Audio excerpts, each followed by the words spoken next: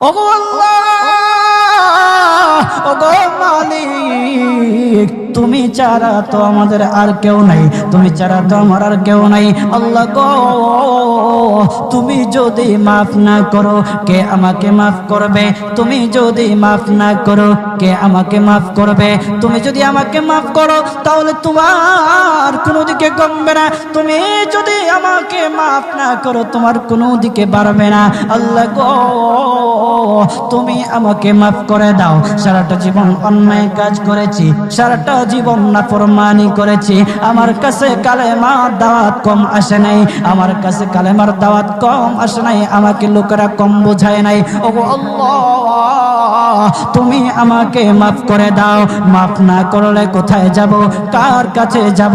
বাবা যখন মারে তখন মার কাছে আশ্রয় নেওয়া যায়, মা যখন প্রহার করে তখন বাবার কাছে আশ্রয় নেওয়া যায়, বাবা মা যখন প্রহার করে তখন দুনিয়ার কারো না কারো কাছে আশ্রয় নেওয়া যায়। ওগো আল্লাহ,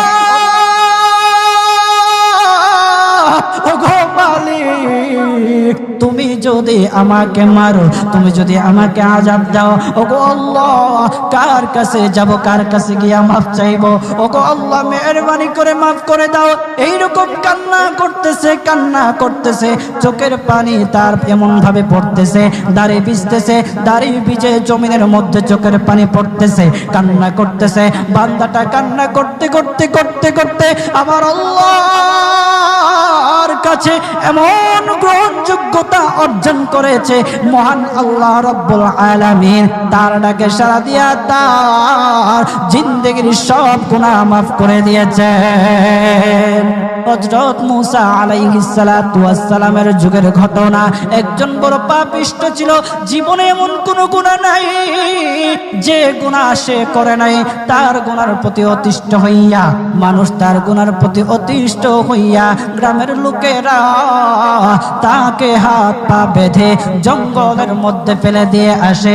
জঙ্গলের মধ্যে থাকতে থাকে, কিছুদিন থাকার পর মালাকুল মউত যখন তার সামনে এসে উপস্থিত, এর আগ মুহূর্তে সে বান্দা আল্লাহর কাছে ডেকে ডেকে বলতেছে, ওগো মালিক, তুমি ছাড়া তো আমাদের আর কেউ নাই, তুমি ছাড়া তো আমার আর কেউ নাই। আল্লাহ গো, তুমি যদি মাফ না করো কে আমাকে মাফ করবে? তুমি যদি মাফ না করো কে আমাকে মাফ করবে? তুমি যদি আমাকে মাফ করো তাহলে তোমার কোনো দিকে কমবে না, তুমি যদি আমাকে মাফ না করো তোমার কোনো দিকে বাড়বে না। আল্লাহ গো, তুমি আমাকে মাফ করে দাও। সারাটা জীবন অন্যায় কাজ করেছি, সারাটা জীবন নাফরমানি করেছি, আমার কাছে কালেমার দাওয়াত কম আসে নাই, আমার কাছে কালেমার দাওয়াত কম আসে নাই, আমাকে লোকেরা কম বোঝায় নাই। ওগো আল্লাহ, তুমি আমাকে মাফ করে দাও। মাফ না করলে কোথায় যাব, কার কাছে যাব? বাবা যখন মারে তখন মার কাছে আশ্রয় নেওয়া যায়, মা যখন প্রহার করে তখন বাবার কাছে আশ্রয় নেওয়া যায়, বাবা মা যখন প্রহার করে তখন দুনিয়ার কারো না কারো কাছে আশ্রয় নেওয়া যায়। ওগো আল্লাহ, ওগো মালিক, তুমি যদি আমাকে মারো, তুমি যদি আমাকে আযাব দাও, ওগো আল্লাহ, কার কাছে যাব, কার কাছে গিয়া মাফ চাইবো? ওগো আল্লাহ, মেহেরবানি করে মাফ করে দাও। এইরকম কান্না করতেছে, কান্না করতেছে, চোখের পানি তার এমন ভাবে পড়তেছে, দাড়ি ভিজতেছে, দাড়ি ভিজে জমিনের মধ্যে চোখের পানি পড়তেছে, কান্না করতেছে। বান্দাটা কান্না করতে করতে করতে করতে আমার আল্লাহর কাছে এমন গ্রহণযোগ্যতা অর্জন করেছে, মহান আল্লাহ রাব্বুল আলামিন তার ডাকে সাড়া দিয়া তার জিন্দেগির সব গুনাহ মাফ করে দিয়েছেন। ওই বান্দাটা তাওবা করতে করতে করতে করতে হঠাৎ ইন্তেকাল করে। ইন্তেকাল হওয়ার পরে হযরত মূসা আলাইহিস সালাতু ওয়াস সালামকে মহান আল্লাহ বলে দিতেছে পয়গম্বর মূসা, ও দুস্থ, দেখো অমুক জঙ্গলে আমার একটা পাগলা আশেক, আমার পাগলা একটা আশেক মারা গেছে, ওই আশেকটার জানাজা তুমি পড়াও, দাফন কাফনের ব্যবস্থা করো। ও মূসা, আর তুমি একটা ঘোষণা দিয়ে বলে দাও, একটা ঘোষণা দিয়ে দাও মূসা রে, ও মূসা, তুমি ঘোষণা দিয়ে বলে দাও যে আমার এই বান্দার জানাজার নামাজে অংশগ্রহণ করবে, মহান আল্লাহ তার জীবনের সব গুনাহ মাফ করে দিবে। আল্লাহু আকবার। আরো জোরে বলেন না আল্লাহু আকবার, আরো জোরে বলেন আল্লাহু আকবার। হাত উঠায়া বলেন আল্লাহু আকবার, আল্লাহু আকবার। মুসলমান বাবাজি, গভীর মনোযোগ। হযরতে মূসা আলাইহিস সালাতু ওয়াস সালাম একটা পাহাড়ের উপরে উঠলেন। পাহাড়ের উপরে ওঠার পর তখন ডেকে ডেকে বলতেছে, ও উম্মতেরা রে, আমার উম্মতেরা শোনো, আল্লাহ রাব্বুল আলামিন একটা সুসংবাদ দিয়ে দিয়েছে।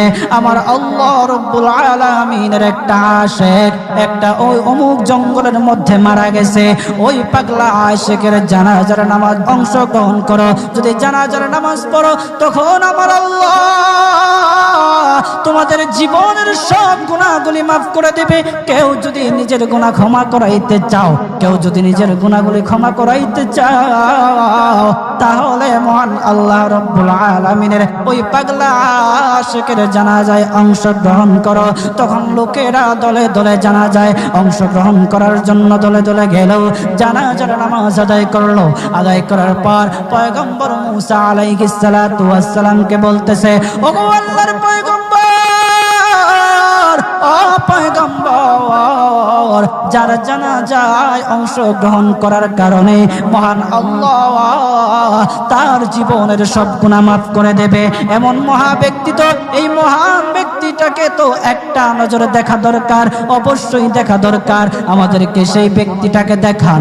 তখন মূসা আলাইহিস সালাতু ওয়াস সালাম বলতেছে, ঠিক আছে, তোমাদেরকে দেখানো হবে।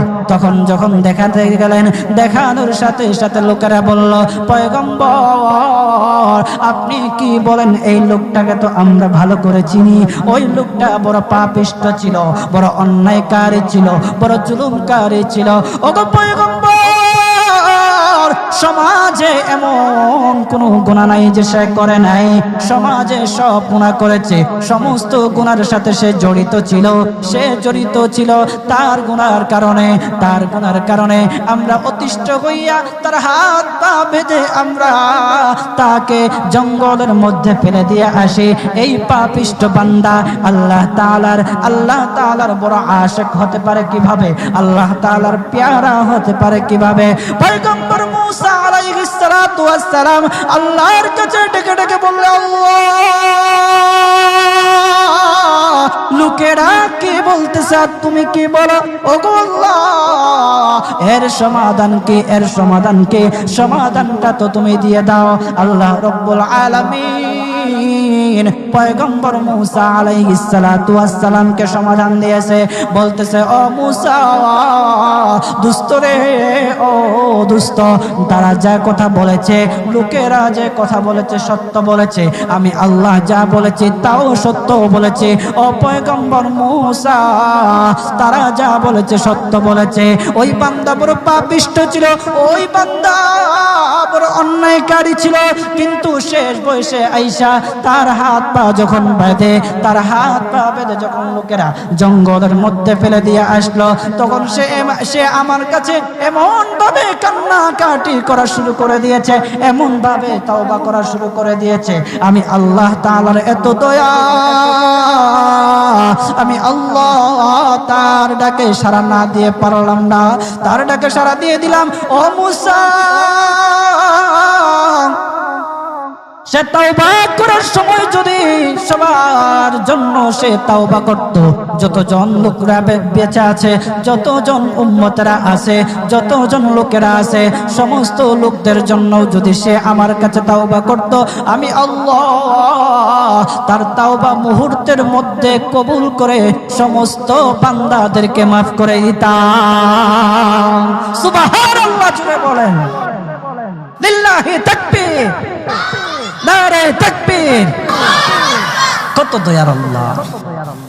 একটা বান্দা সারা জীবন গুনাহ করেছে, অন্যায় কাজ করেছে, শেষ বয়সে আইসা শুধু আল্লাহকে ডাকছে, আল্লাহর কাছে মাফ চাইছে। আমার আল্লাহ রব্বুল আলামিন তার পিছন দিকে আর তাকায় নাই, আমার আল্লাহ রব্বুল আলামিন তাকে মাফ করে দিয়েছে। সুবহানাল্লাহ। এখন যদি আপনারা মনে করেন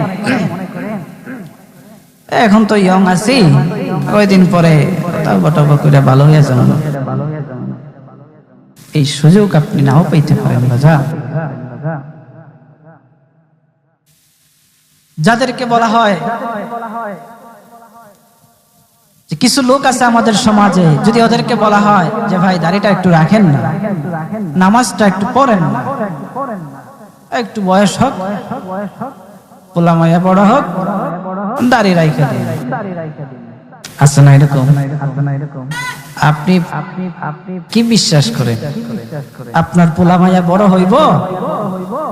সেই সুযোগ আপনি পাবেন? কতটুকু গ্যারান্টি আছে বলেন?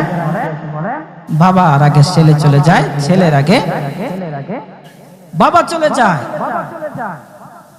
আবার নাতির আগে দাদাও চলে যায়, আর দাদার আগে নাতিও চলে যায়। ও বাজার, সময় নেই, সময় নেই। গভীর মন দিয়ে একটু চিন্তা করেন, চোখটা বন্ধ করেন।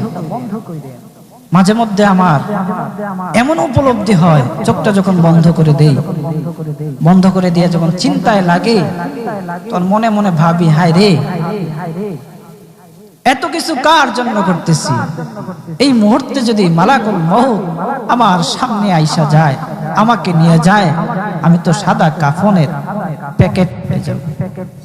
এই সম্পদ নেয়ার জন্য, আমার জিনিসপত্র নেয়ার জন্য আমার আত্মীয় স্বজনরা খাড়াখাড়ি করে, আমি কার জন্য কি করতেছি?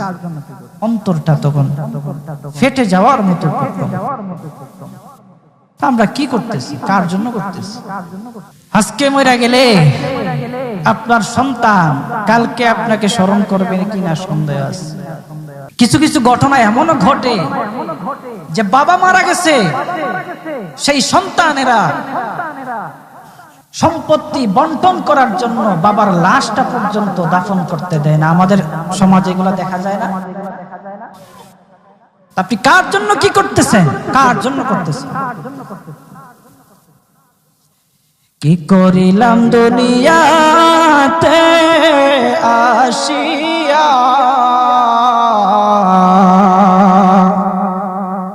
দেখো রে মন চিন্তা করে বসিয়া, বসে বসে চিন্তা করে কি করলাম দুনিয়াতে, কি করলাম। ও বাজান, এই জন্য আল্লাহ রাব্বুল আলামিনের কাছে মাফ চান, তাওবা করেন। আল্লাহ রাব্বুল আলামিন আপনার ডাকে সাড়া দিবে, আপনার তাওবা আল্লাহ রাব্বুল আলামিন কবুল করবে। বান্দা যত গুনাহ করুক না কেন, সব সময় আল্লাহ তাআলার রহমত তার পাশে আছে। এই জন্য বাজান, আমরা যারা আছি, আমরা আল্লাহর কাছে তাওবা করব তো ইনশাআল্লাহ। কথা বলেন না ইনশাআল্লাহ? বলেন, কিপটামি করেন কি লেগে? জোরে বলেন ইনশাআল্লাহ। নবীজি আল্লাহ তাআলা সুসংবাদ জানায়া দিয়েছে, যারা নিজের প্রতি জুলুম করবে, যারা নফসের প্রতি অত্যাচার অন্যায় করবে, তারা আল্লাহর রহমত থেকে নৈরাশ হইয়া না। আল্লাহর নবী গো, আপনি তাদেরকে জানায়া দেন, তারা নফসের প্রতি জুলুম করেছে, অন্যায় কাজ করেছে। ও গো আল্লাহর রাসূল, তাদেরকে আপনি জানায়া দেন, মহান আল্লাহ তারা যত বড় অন্যায় কাজ করুক না কেন, যত বড় নাফরমানি কাজ করুক না কেন, মহান আল্লাহ রব্বুল আলামিনের কাছে বান্দা চাইতে দেরি মহান আল্লাহ তাদের ডাকে সাড়া দিতে দেরি না। মুসলমান বাবাজি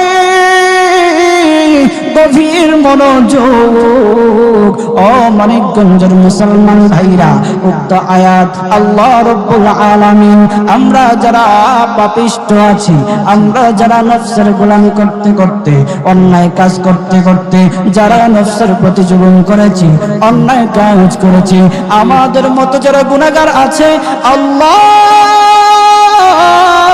আমাদেরকে সান্ত্বনা দেওয়ার জন্য উক্ত আয়াত খানা নাজিল করেছেন। আল্লাহর নবী মুহাম্মদুর রাসূলুল্লাহ সাল্লাল্লাহু আলাইহি ওয়াসাল্লামের কাছে দুইজন ব্যক্তি আসলো, আয়েশা বলতেছে, হাবিব, আমি শুধু সারা জীবন শুধু মদ খেয়েছি, আমি অন্যায় কাজ করেছি, মদ খেয়েছি, সারা জীবন আমি মদের মধ্যবন্ত ছিলাম, ওগো নবীজি আমাকে কি আল্লাহ রাব্বুল আলামিন মাফ করবে? আমাকে কি আল্লাহ রাব্বুল আলামিন মাফ করে দেবে? আরেকজন ব্যক্তি বলতেছে, হাবিব, ওগো সরদার, ওগো আল্লাহর রাসূল, আমি সারাটা জীবন জিনার কাজে কাটাইলাম, নাফরমানি করলাম, অন্যায় কাজ করলাম, হাবিব আল্লাহ রব্বুল আলামিন কি আমাকে মাফ করবে? আল্লাহর রাসূল সাল্লাল্লাহু আলাইহি ওয়াসাল্লাম চোখ বন্ধ করে চিন্তায় পড়ে গেলেন, চোখ বন্ধ করে দিলেন। আল্লাহর নবী মুহাম্মদুর রাসূলুল্লাহ সাল্লাল্লাহু আলাইহি ওয়াসাল্লামের কাছে জিবরাইল আলাইহিস সালাতু ওয়াস সালাম আসলো।